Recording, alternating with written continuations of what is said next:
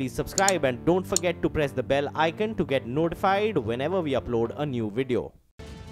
राजस्थान के अलवर के भिवाड़ी में एक सरकारी अस्पताल के बाहर सैकड़ों की तादाद में लोग खड़े दिखाई दिए। आरोप है कि होली के दिन डांस करने को लेकर हुए झगड़े में एक दलित लड़के की पीट कर हत्या कर दी गई,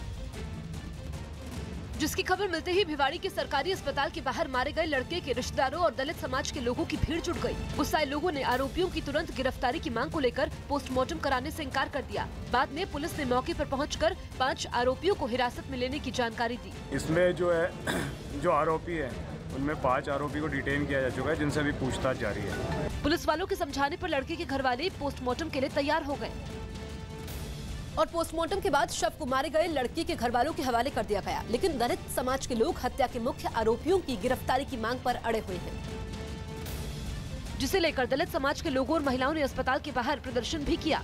बताया जा रहा है कि होली के दिन दलित समाज के कुछ लड़के डीजे पर डांस कर रहे थे, तभी गुर्जर समाज के कुछ लड़के वहां पहुंच गए। आरोप है कि गुर्जर समाज के लड़कों ने दलित लड़कों को जाति सूचक शब्द कहे, जिसको लेकर दोनों पक्षों में झगड़ा हो गया। आरोप है कि गुर्जर समाज के लड़कों ने दलित समाज के लड़कों को बुरी तरह मारा पीटा, जिसकी वजह से 16 साल के नीरज की मौके पर मौत हो गई। दलित समाज के बच्चों पे जानलेवा हमला कर दिया।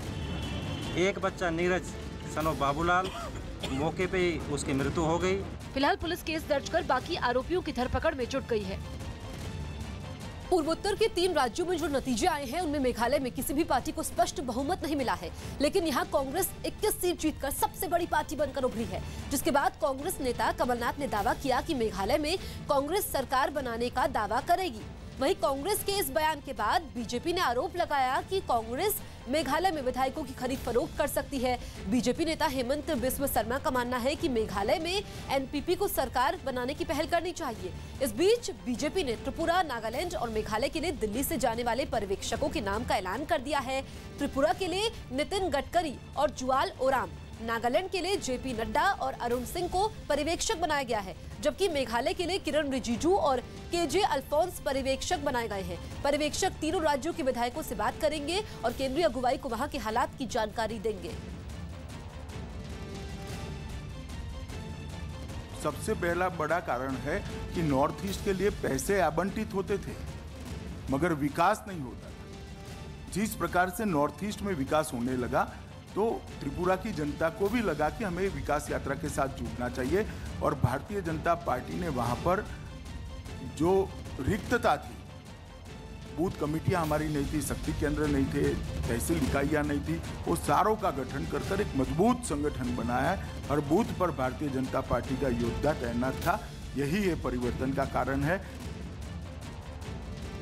कांग्रेस हॉर्स ट्रेडिंग नहीं करेगा तो नहीं होगा, इसलिए भार्डिक उनका खिलाफ में है। अगर जब भार्डिक उनका खिलाफ में है, उनका बावजूद सर बड़ी लीडर यहाँ में क्यों आया है? जब भार्डिक खिलाफ होता है, जैसे त्रिपुरा में सीपीएम का खिलाफ भार्डिक हुआ, सीपीएम का पोलिट ब्यूरो ने स्टेटमेंट इशू कर दिया कि we accept the mandate of the people. तो कांग्रेस को आज वर्किंग कमेटी को रिजोल्यूशन इशू कर देना चाहिए था कि मेघालय का जो जनता का राय है हम मान लिया हूँ और हम अपोजिशन में बैठूंगा।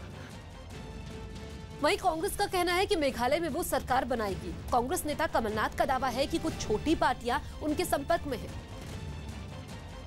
और अब केवल शैतानी और लोगों को गुमराह करने के अलावा इनके पास और कोई उपाय नहीं है। इसमें कोई शक नहीं कि मेघालय में कांग्रेस की सरकार बनने जा रही है। दूसरे जो स्वतंत्र हैं और विभिन्न जो दल हैं हमसे संपर्क में हैं और आवश्यक रूप से कांग्रेस की सरकार बनेगी।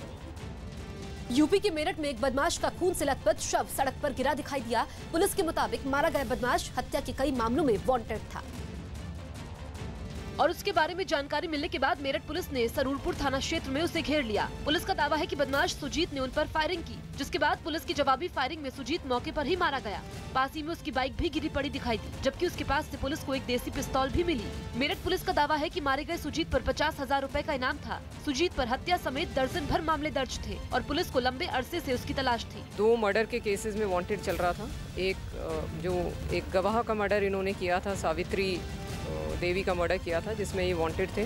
पुलिस का दावा है कि मुठभेड़ के समय सरूरपुर के थाना इंचार्ज को भी गोली लगी है। मुठभेड़ के समय मारे गए सुजीत का साथी भी उसके साथ था, लेकिन मौके का फायदा उठाकर वो वहां से फरार हो गया, जिसकी तलाश की जा रही है।